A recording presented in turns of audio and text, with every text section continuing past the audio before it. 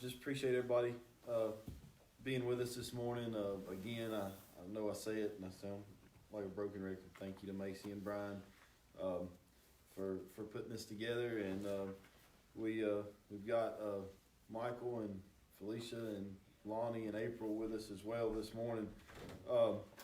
But we're just very excited about our lesson this morning. We're talking about encouraging, and the title of the lesson is Encourage. And we're going to be looking at the life of Barnabas, or I say the life, but the accounts that we have of Barnabas in the book of Acts. And this whole idea of encouraging is it's a bedrock of our church and of us as Christians and how we should treat and act and be towards one another. But I just want to start out by saying and giving out just a couple of stories. I guess I fell in. I don't know that I ever chose the profession of working for the Department of Transportation. It was just the opportunity that presented itself to me. And but I've never thought about working at a place that you can make so many people mad. And it's very funny to me, and it just really over the years has opened my eyes as to this idea of you can do lots of things really good and right, but people only see the things that aren't done and aren't right, and how that always comes to the forefront. In the forefront of your mind is the things that are wrong. And instead of looking for the things that are good and right, our mind, our human nature automatically sees the things that are wrong, and then those are the things that you like to bring up.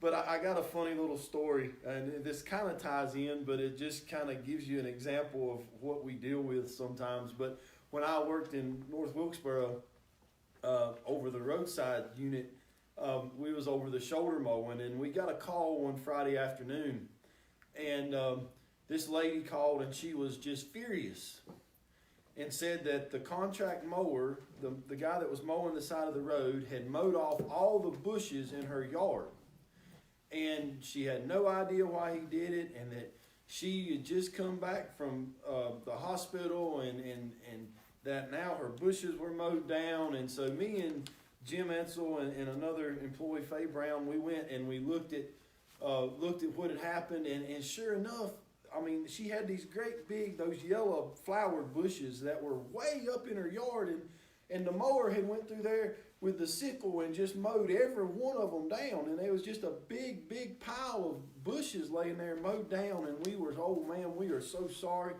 And it was Friday evening by this time. It was almost 5 o'clock.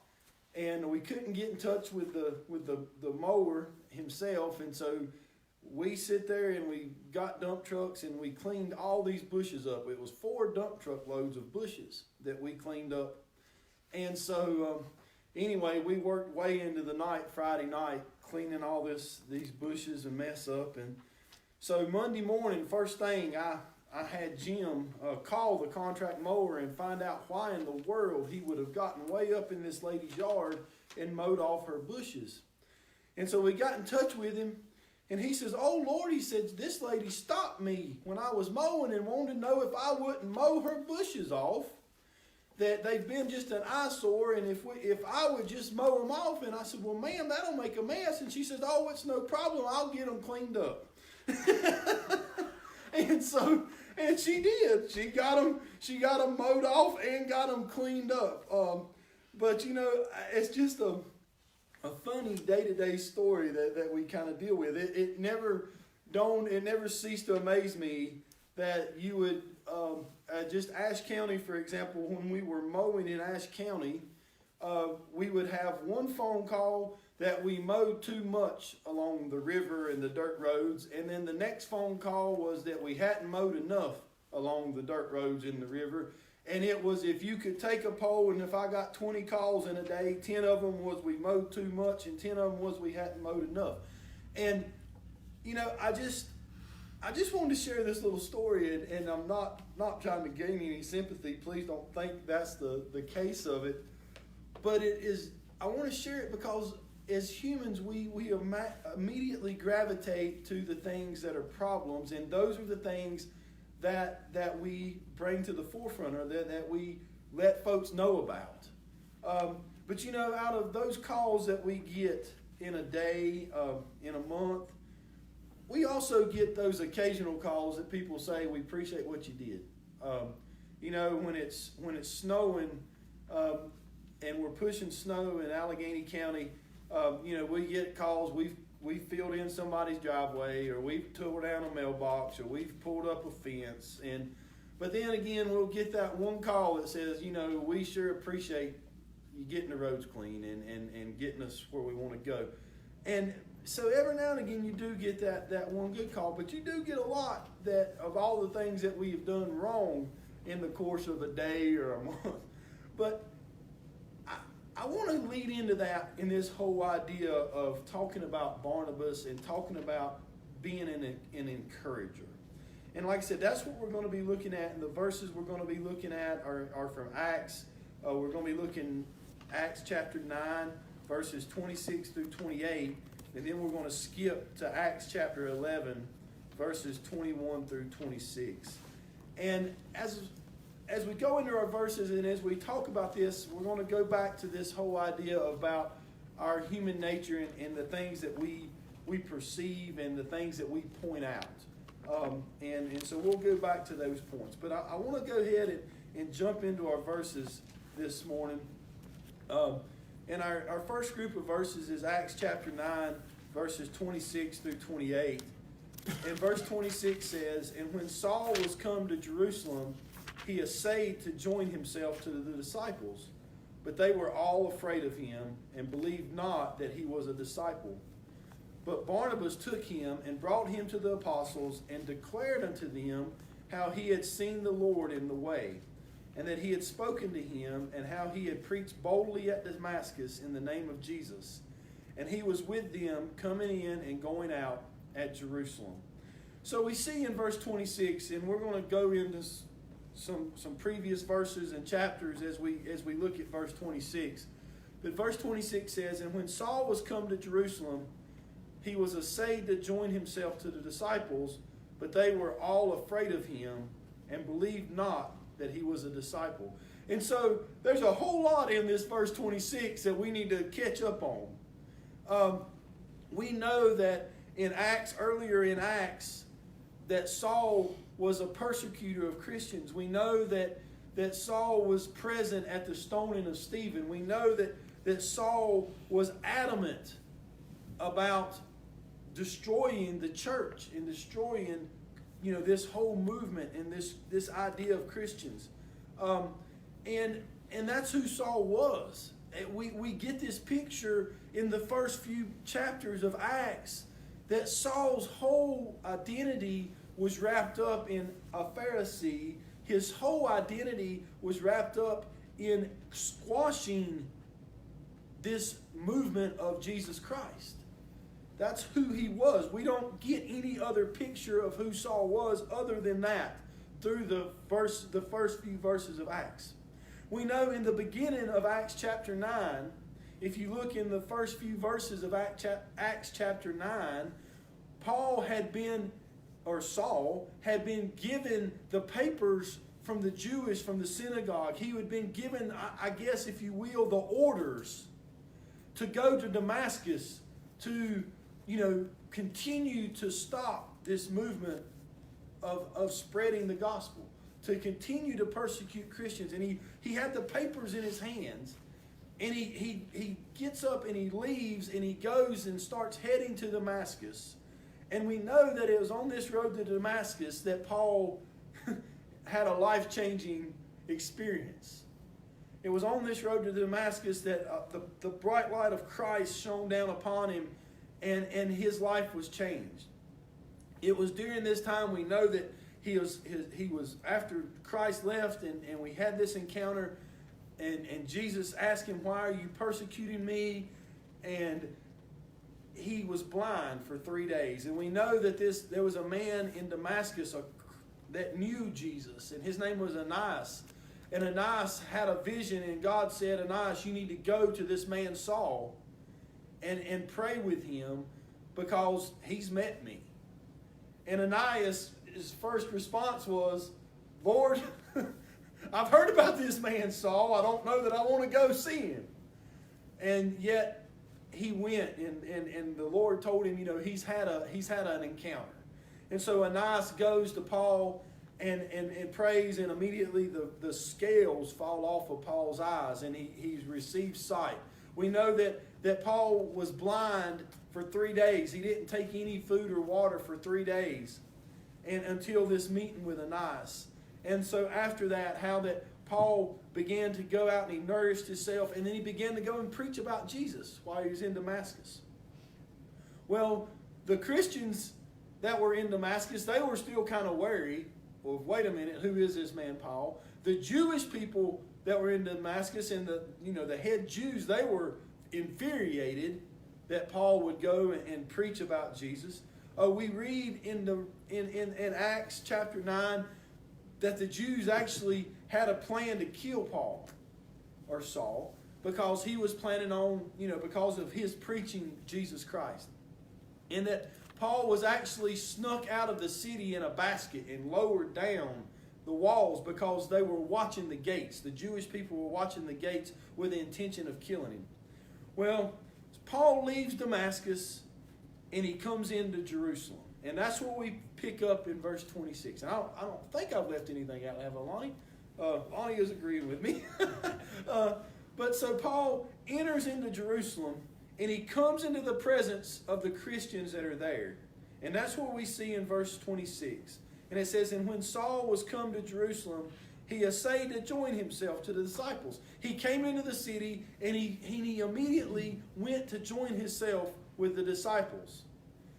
But it says here they were all afraid of him. And that makes perfect sense, right?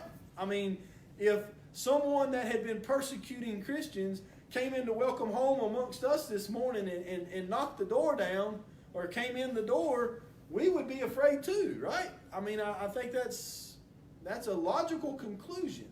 These same disciples that says they were all afraid of him, these disciples, meaning, I don't know that all of them, but for sure, some of them witnessed the stoning of Stephen. Some of them were very aware, or all of them were very aware of the marching orders that Saul took when he left to go to Damascus. They knew that he was, a persecutor of Christians. And so they were logically afraid of him.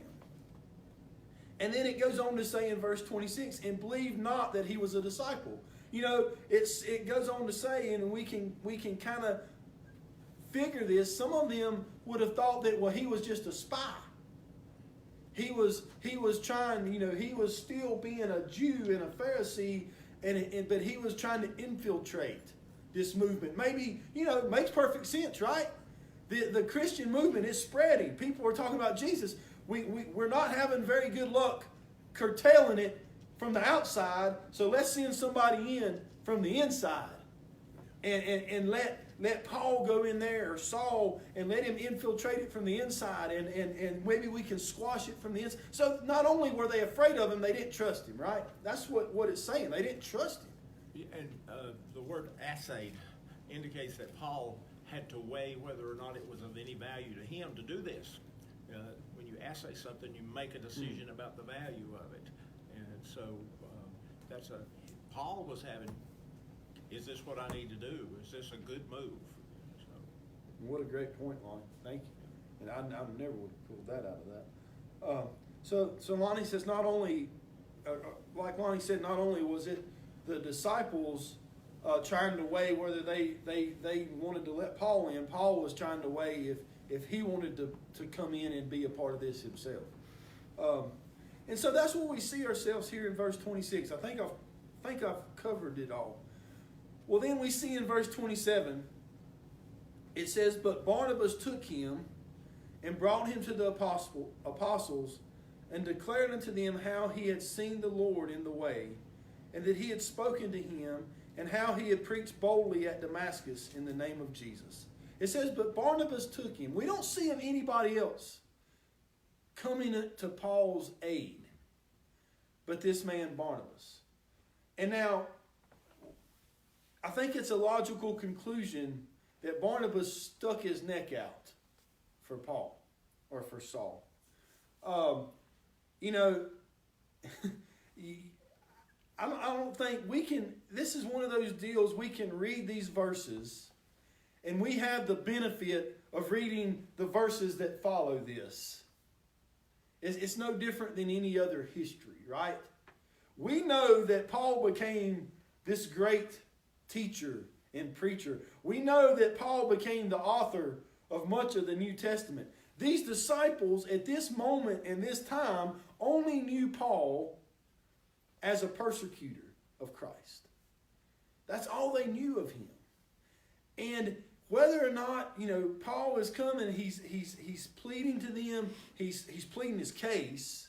He's zealous, obviously, for Jesus Christ. He's met Jesus Christ. And he's wanting to go and to figure out where his place is and how he can spread the gospel and how he can tell folks about Christ. The disciples, on the other hand, are very leery. They're standing back. They don't, and there's just, you can only imagine the tension that was in the room. And yet this man Barnabas took him, it says in verse 27, and brought him to the disciples. I read there's a gap between verses 26 and 27. And Lonnie may agree or may not. I see in verse 26 that Paul came to the disciples to assay, as Lonnie say, to join them. They were all afraid, and they believed not that he was a disciple. And I see that as saying they turned him away. Mm-hmm. Because what we see in verse 27, but Barnabas took him and brought him. So I see that Barnabas brought him back. Is that an accurate reading? I don't know, but that's how I read this. So Paul goes to the disciples. He's turned down. Whatever things happen, he's left. Barnabas brings him back and declared unto them how he had seen the Lord in the way. So Barnabas says, look, y'all, this man has had an encounter. This man has changed. And so Barnabas, in essence, he's standing up. He's sticking his neck out for Paul, for Saul. Guys, I can't relate enough this meeting. The tension, the feelings that would have to be tied up in this meeting. And the step that Barnabas took to stand up for Paul, Barnabas could very easily have said, I don't want to get involved with this. Barnabas could have very easily said, let's let the events just play out. Barnabas could have very easily said, let Paul prove it on his own merit. And how would the Bible have been different had that happened? But we see that Barnabas didn't do that. He brought him to the disciples, or to the apostles, and declared unto them how he had seen the Lord in the way, and that he had spoken to him, and how he had preached boldly at Damascus in the name of Jesus. Barnabas went and took the chance and stood up for Paul. We talk about this idea of an encourager, and we're going to get into the different aspects in ways that we can be an encourager. But these first passages that we're looking at means that we can be an encourager by standing up for somebody. Yeah, Mike? Being accountable. Lord, I was thinking. Exactly, Mike. Be somewhat responsible for who you're discipling. And that's what Barnabas did with Paul, I guess. He was, he must have had some integrity with the rest of the group to have that, to be able to be accountable for him. And that's a great point. And to that exact point, we're going to go into that in our next group of verses. No, you're fine. That Barnabas did have that. Barnabas had a presence of himself that when he stood up and brought Paul, he had lived his life in such a way that when he brought Paul, the disciples listened. And I think that's a very great point. And I think when we look at ourselves that we need I guess, I mean, to your point, Mike, and something I never even thought about, we need to live our lives in a way that if we bring somebody, or our words mean as much as Barnabas's did. I think that's a very good Yeah, point. we're accountable for knowing what the Lord, who He is and what He done. Great point, buddy.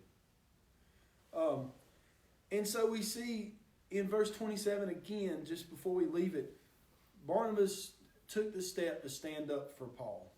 And so as we look at the ways that we can encourage, we need to be willing. I love this point. The more I think about it, I love this point that Mike made. Number one, we need to live our lives in a way that we are able to stand up for somebody and be this Barnabas for them. But then we need to be willing to put our necks, if you will, on the line to stand up for others. You know, Barnabas really believed that Paul was who he said he was. But I guess it could have backfired on him, right? Yeah. How many of us have ever stood up for somebody and had it backfire on us? See, that's one of the things that you see here in this is between 26 and 27. The Jews that were there in Jerusalem never took the time to know the story of Paul and what he had done in his encounter, yet Barnabas did. They judged without information, and Barnabas didn't. And I think if you understand what Lonnie's saying, is that Barnabas took the time to learn about Paul. Oh, yeah. And whereas these apostles that we see in verse 22, when Lonnie said the Jews, we're talking about the Jewish disciples, the Jewish Christians, if you will. They were just going on what they had heard. Barnabas took the time to figure out what Paul or Saul had really done and what had happened to him. And I think that's a great point, Lonnie. And in doing so, again, he stuck his neck out for him. Yeah. As I said, every one of us in here has stuck our neck or stood up for somebody before and been burnt. I don't think that you know it's easy to say, but yet, and sometimes when we're burnt, we say, "Well, I ain't never doing that again." And we make that statement, you know, right? But what we need to realize is that it's so important as an encourager that we do stand up for others. You know, sometimes we're going to stand up for others and it's going to backfire. But that shouldn't ever mean that we quit doing it. And I want to this is obviously the first point in our lesson that we look up and we see this name Barnabas. And of course, he's going to be the key point in the rest of our lesson. We know this idea of Barnabas. We know that his name means son of consolation. His actual name is, according to my teacher's book, guys, I hope y'all, is Joyce of Cyprus is Barnabas' actual name. But he was given this name Barnabas because of son of consolation. Now, it goes even further in the book of Luke, meaning that he was, you know, he preached the gospel. He was, he prophesied, he preached was what consolation means. But we also see that it meant truly in the book of Acts as the encourager, lifting others up was what the name Barnabas meant. And so I'm going to go ahead and throw this out there as we, you know, are kind of getting into the meat of the lesson. My challenge for myself and my challenge for you, and we're going to keep hitting this as we go through our lesson, is that our nickname could be Barnabas. Would that not be a worthy challenge? That our nickname meant that we lift others up? As Christians, if we can go out and whoever it is that we meet, we're a Barnabas to them, we can really make a difference. I know if we talk about last week, our lesson was about love, and we spoke about how that if we could truly go out in love, how that we could change the world. And then if we could truly go out and earn the nickname of Barnabas for each of us, how that we encouraged others in the way that Barnabas did, that we have this example, how that it would not change the world. And I believe if you look at these things, I think it's very possible. But anyway, just as a side note there on the name of Barnabas. But then in verse 28, it says, and he was with them coming and going out at Jerusalem. So we see from verse 27 to verse 28 that because Barnabas stood up for Paul, because Barnabas proclaimed for Paul, because Barnabas put his arm around Paul and said, listen, I have learned about this man. I know who he is, and I vouch for him.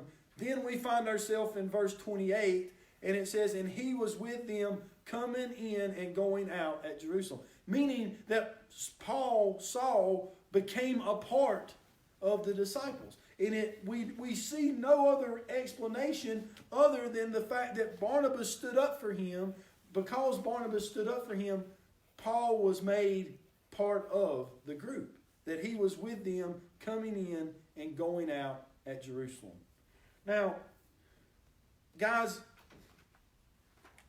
I want to stop there and just hit on something on this idea of encouraging. And going back to my little DOT story at the beginning of the lesson. You know, so many times we find all the faults in people. That we refuse to see all the good. It would have been very easy for Barnabas to do the same thing. Obviously, the disciples had done that, right? You know, the disciples, they picked out all the bad that Saul, which was a lot. I mean, you know, granted, they could be justified for picking out the bad. But it was Barnabas that said, yeah, there was a lot of bad there. But look what has happened now. Look what he's doing now. And that's the beauty of this man Barnabas. And if this idea about us becoming Barnabases, it begins with looking at the good. You know, not always picking out the bad, but looking at the good. And if we can do that when we look at people, and now this specific verses we're talking about is standing up for people, is for looking at people individually. Let's look for the good and not automatically look for the bad and all the wrong. You know, there's not one of us that are perfect, right? There's not one of us that don't mess up. There's not one of us that don't fail. There's not one of us that don't have faults. But yet, instead of looking at those faults in others, let's look for all the good in others. And therefore, find reasons to be the one that stands beside them and to stand up for them. And I think when we look at this idea of us becoming Barnabases, that's what we see here. Guys, is there any discussion before we go on to our next group of verses? I don't know that it really plays into the idea of how Barnabas necessarily was an encourager as much, but I think it's a really important point to point out that Barnabas didn't stand up for Paul. He wasn't really, in my eyes, he wasn't really looking so much for the good in Paul. The thing that made the difference is that Paul had met the Lord on the road to Damascus. That is what made the difference. And so it really didn't matter if if he had any good in him, or if he had ever done anything that was worth Barnabas standing up for him. Barnabas stood up for him because he believed he had genuinely met the Lord. And the Lord is what changed Saul to Paul, not anything he could ever do to make up for all the bad things that he did. Certainly. And so, you know, I think that's really important that Barnabas stood up for him because of his faith in the Lord. And Barnabas knew that could make all the difference. No, that's a great point, Felicia. You know, and it is that, but it was the fact that Barnabas took the time to, as Lonnie said, to realize that Saul had this conversion. It did seem to make little difference to the other apostles that Paul had a salvation experience. And, you know, there's about 3 years difference between the story of Damascus and the story in Jerusalem. So they ought to have had time to learn about Paul. But you're exactly right, Lonnie. But it goes back to this whole idea of our looking not not forgiving, not looking past the past, if you will, when it comes to anybody that we're dealing with. That, you know, I can see, I can feel, I can put myself in the disciples' place, right? I mean, all of us can. Well, he says he had a change, but we've all made that. I guarantee you, every one of us in here, every one of us listen, has all made that assertion ourselves. They say they have changed. They say, and yet, you know, I just don't. And we find we can kind of sympathize, but then it took the Barnabas to stand up and say, you know, I believe him. I'm there for him. I guess my point was that Barnabas' faith wasn't in Paul. Barnabas' faith was in the Lord. And so the Lord can make that change. Exactly. And Barnabas really believes that. No, that's a great point.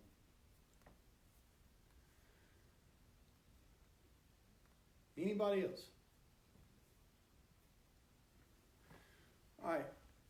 Then we skip now from Acts chapter 9 to Acts chapter 11. And just, you know, this is actually just the next account in the book of Acts of Barnabas and Saul.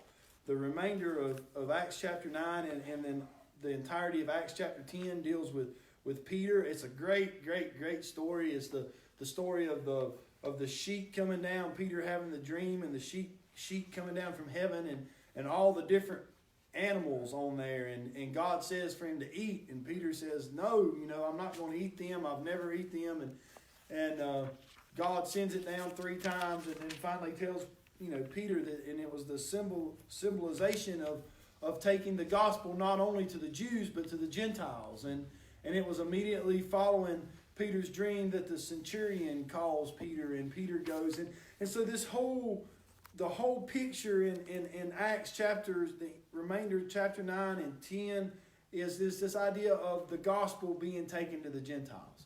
And what just a beautiful picture it is. I mean, how it affects us here, most of us anyway, in the United States is just marvelous. Well, then we go into Acts chapter 11, and our verses that we're looking at are verse 21 through 24. And verse 21 says, and the hand of the Lord was with them, and a great number believed and turned unto the Lord. Then tidings of these things came into the ears of the church which was in Jerusalem, and they sent forth Barnabas, that he should go as far as Antioch, who when he came and had seen the grace of God was glad, and exhorted them all, that with purpose of heart they would cleave unto the Lord. For he was a good man, and full of the Holy Ghost and of faith, and much people was added unto the Lord. And so, what has happened, and as we go into this Acts chapter 11, and we get into this verse 21, you know, as I said, you know, the gospel has been taken to the Gentiles through Peter and his dream, and so it's gone into the Gentiles. At the same time, you know, Christians were continually to be persecuted. As they were persecuted, they fled, right? I mean, that would be your typical thing to do. And as they fled, they were spreading out more and more. And as they were spreading out, they were continuing to worship Christ. And they were continuing to grow and to try to establish churches and these things. And so that's where we find ourselves in verse 21. And it says there, and the hand of the Lord was with them, and a great number believed and turned unto the Lord. So as this persecution was happening, as this spread was occurring, it says the hand of the Lord was with them. That God was orchestrating all that was happening. You know, we read this idea, the Jewish people were thinking, you know, the Pharisees, when I say the Jews, they were thinking they were going to squash Jesus. And all they were doing was what? Scattering it and spreading it.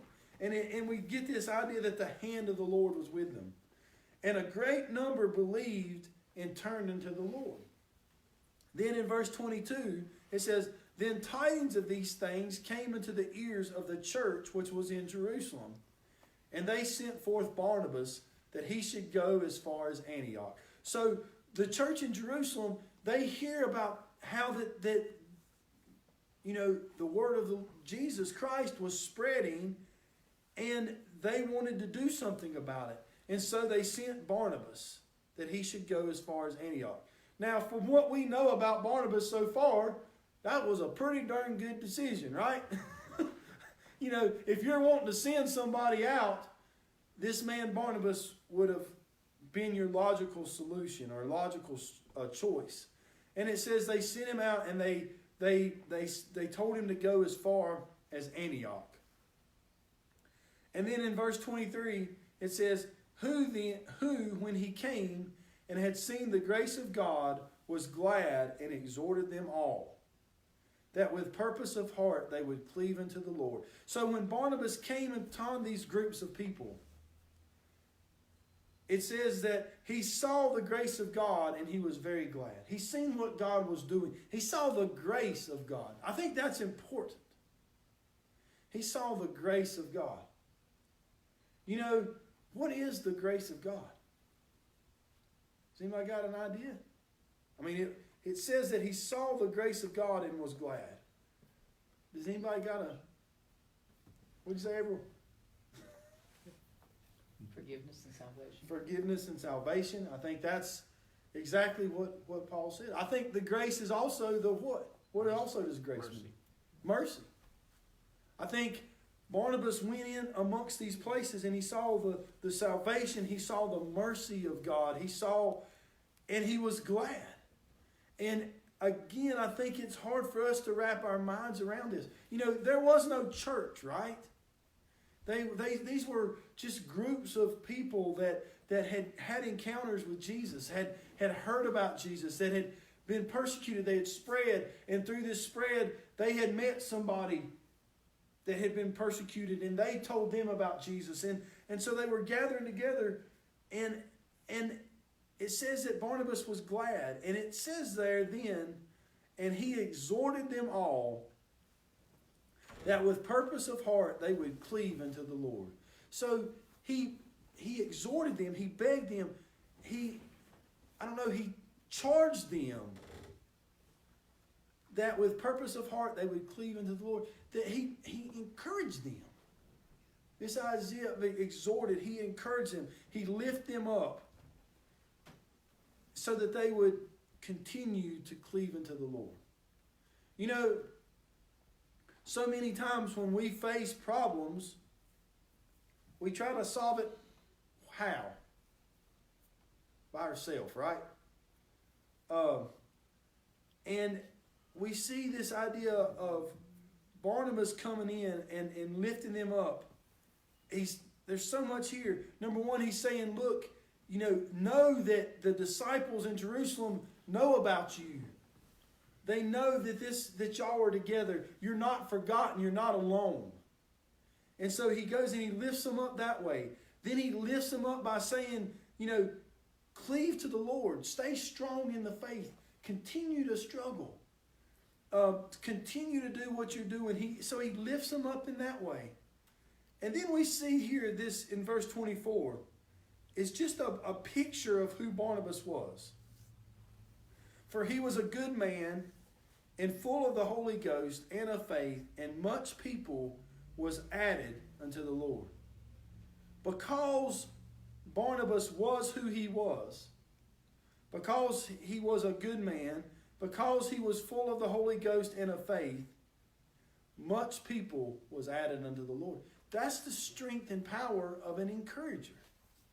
I don't know how else to read verse 24 than that. I mean, because Paul or Barnabas did what he was supposed to do, because Barnabas was who he was, that many people were added unto the Lord. And so, as we talk about this idea of encouragement, as we talk about this challenge that I've laid out to all of us to be Barnabases, what does that relate? How does that relate? Well, it relates that we, number one, our character matters, right? Who we are matters. That, the fact that Barnabas was a good man, the fact that he was full of the Holy Ghost and of faith, that was important.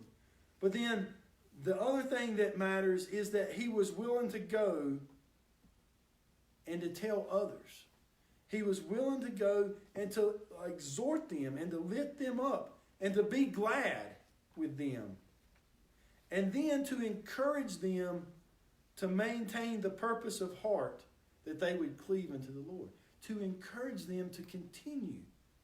And that's part of what, an encourager does. This part of what being a Barnabas is. So if we kind of just stop for a second, we see that Barnabas, in our first group of verses, he was willing to stand up and stand beside others. And then in our second group of verses, he's willing to encourage others. He's willing to exhort them with a purpose of heart that they would cleave unto the Lord. Exhort them to just be an encouragement to them. It goes back to so many other things in this world that causes us to fall short. When we fail to be an encourager, the main reason it is, in Jason's opinion, is selfishness, right? We're concentrated so much about me that we forget about who? Anybody else. If we focus on everybody else and take less focus on us, then we can be an encourager, a Barnabas. It's the same thing with this idea of last week's lesson about love, right?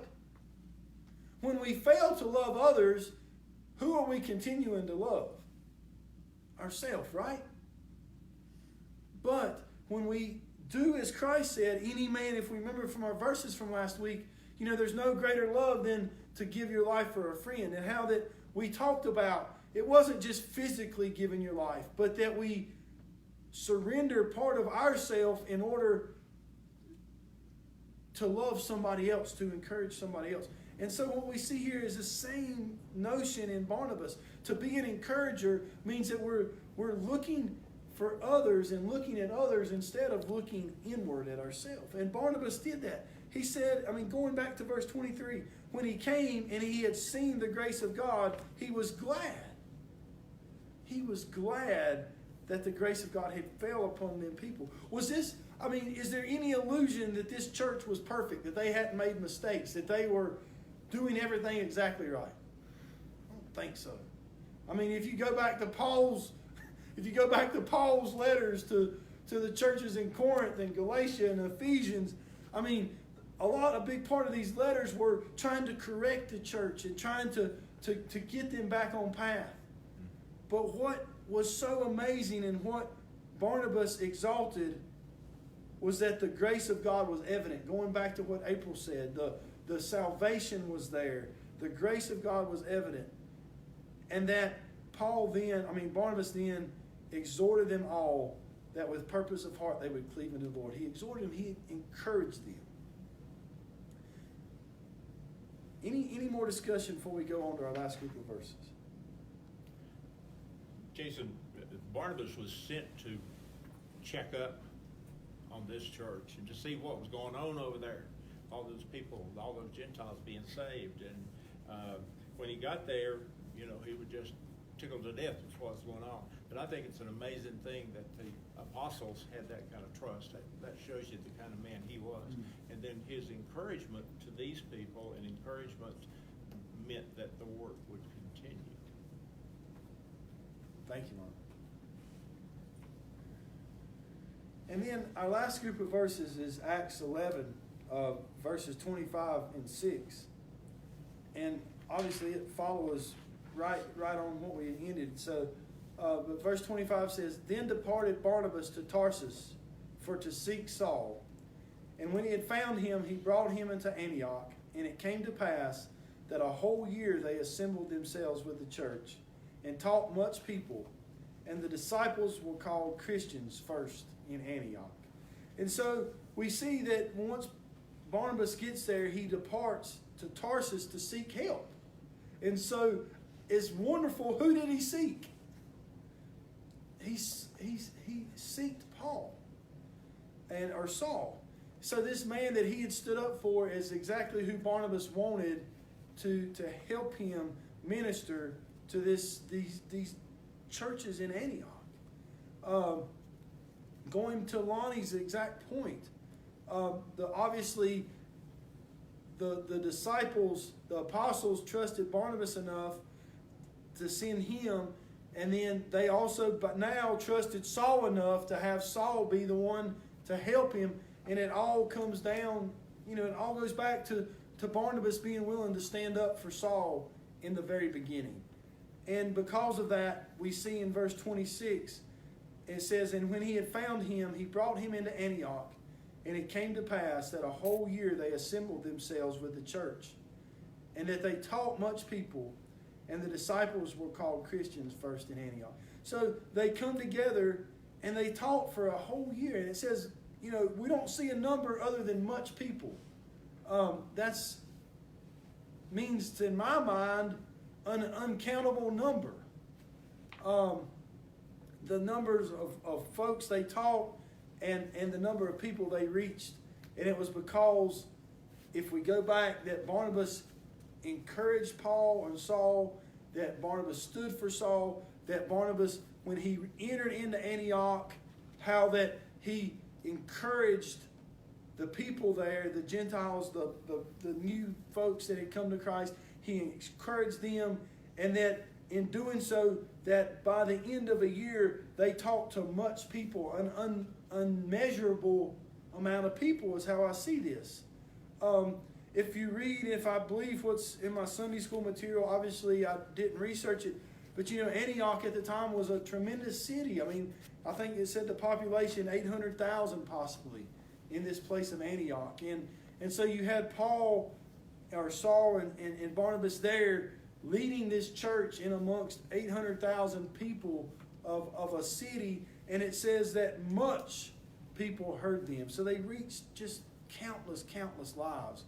And it was because of Barnabas's wanting to encourage not only Saul, but then this young church, this young group that were beginning. I think it's just a perfect, beautiful illustration there to tie it together. The very end of verse 26, and the disciples were called Christians first in Antioch. I think that's telling, right? I think it's telling. It was where Saul and Barnabas were at that the name Christians first came to be. But anyway, that's as we conclude with our verses and conclude with our lesson this morning. I did want to just give out a challenge to each of us. I'm sincere about this challenge of us being Barnabases. Can we be encouragers? Can we be the one that stands up for others?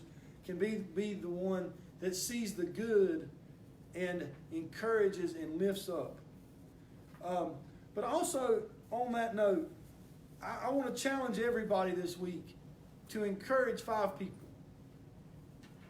Whether it be a text or an email or a phone call. I say we need to not do face-to-face.